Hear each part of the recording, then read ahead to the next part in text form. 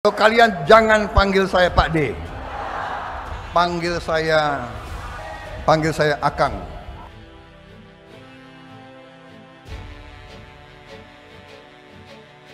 Untuk menerima pencalonan sebagai Presiden Republik Indonesia tahun 2024.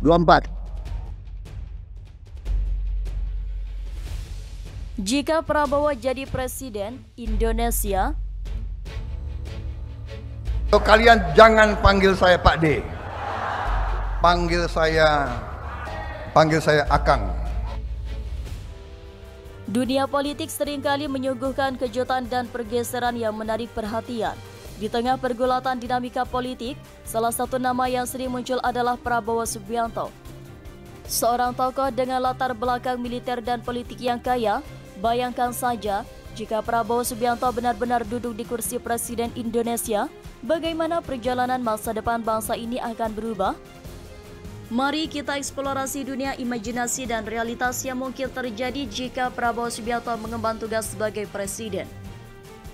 Sejarah perjalanan hidup Prabowo Subianto telah mengakar dalam bingkai nasionalisme dan kecintaan pada tanah air.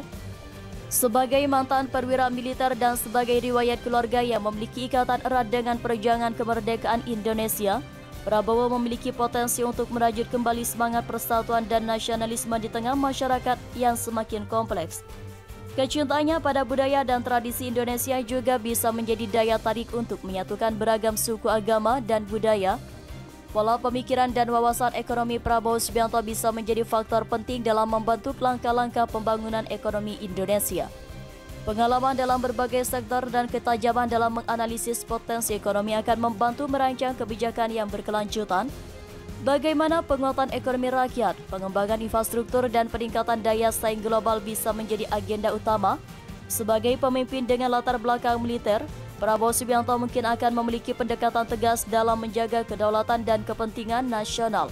Diplomasi global akan diarahkan untuk memperkuat posisi Indonesia di panggung internasional dan mencari kemitraan strategis yang berlandaskan kepentingan nasional. Namun tantangan akan muncul dalam menjaga hubungan baik dengan negara-negara tetangga dan pemeliharaan perdamaian regional. Penghargaan Prabowo Subianto terhadap alam dan lingkungan hidup bisa menjadi modal untuk menjaga keberlanjutan lingkungan, keberlanjutan energi, pengelolaan sumber daya alam, serta perlindungan ekosistem yang rapuh akan menjadi perhatian utama. Bagaimana kebijakan-kebijakan inovatif bisa diterapkan tanpa mengabaikan pertumbuhan ekonomi juga menjadi ujian kritis. Catatan kontroversial terkait hak asasi manusia dalam sejarah Prabowo Subianto tak bisa diabaikan.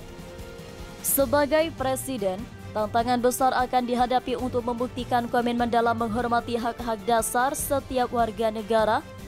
Bagaimana pengawasan terhadap penegakan hukum dan tindakan preventif terhadap pelanggaran hak asasi manusia akan menjadi ujian penting dalam kepemimpinannya. Pertanyaan ini seakan menjadi detik-detik dramatis dalam perjalanan politik Indonesia. Menilai layak atau tidaknya Prabowo Subianto sebagai presiden bukanlah keputusan yang bisa diambil dengan mudah, namun masyarakat perlu mempertimbangkan rekam jejak, pengalaman, dan visi yang dibawanya dalam merancang masa depan Indonesia. Menghadapi era baru dengan pemimpin yang mungkin berbeda adalah tugas setiap warga negara untuk ikut berkontribusi dalam pembentukan nasib bangsa. Prabowo Subianto, jika menjadi presiden, akan membawa perubahan, tantangan, dan peluang baru, tapi pada akhirnya masa depan Indonesia akan dibentuk oleh kerjasama dan partisipasi dari kita semua. Bagaimana pandangan Anda mengenai potensi Prabowo Subianto sebagai presiden? Jika ada satu pesan yang ingin Anda sampaikan kepada Prabowo Subianto, apa itu? Sampaikan pikiran dan pendapat Anda dalam kolom komentar di bawah ini.